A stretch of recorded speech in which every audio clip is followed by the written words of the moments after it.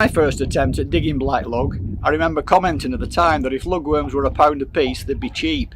It's a back-breaking job, but these days most black lug are taken using a pump. In terms of physical demand, pumping may well be a whole lot easier, but technically it also puts worm gathering onto another level, providing you have the setup and fine-tuning right.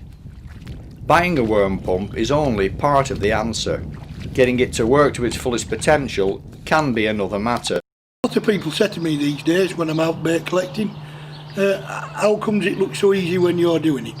I would say, well, let's have a look at your pump first. Anyway, as soon as you get hold of the pump, my God, you wouldn't be able to use it. It's nothing to do with you can't get the bait, it's down to your equipment.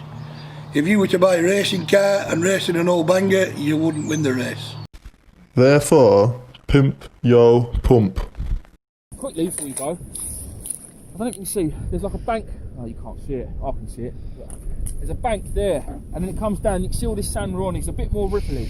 This is where the worms are normally sitting, not up on that bank, they're sitting on this ripply ground. There's just no cast at the minute, and to be fair, sometimes, some tides, they might not even show.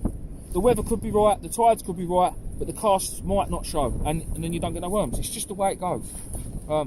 With pumping black lug, down here, down at Dungeness, it can just be terrible, or it can be really, really good. It's very, very strange. I'd like to try and explain to you how I'm doing this, but it's not that easy to explain. I'm just doing it because I'm used to it.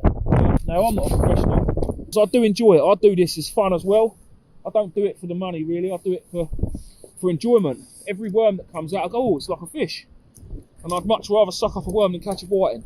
I should be tucked up on the sofa with the missus watching something on the telly, but now I'm out here trying to get worms. This is what these professional bait diggers do. Now, pumping always gets better when the water starts coming in. When the tide's right up behind you and it's pushing you back up against the beach, the worms seem to be a bit better. I'm saying that, it's coming again. You've got to be safe and you've got to get back.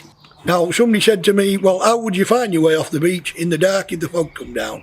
I said, well, years ago, we used to have to rely on compasses, stuff like that. But we've now got a remarkable little machine, a Garmin GPS.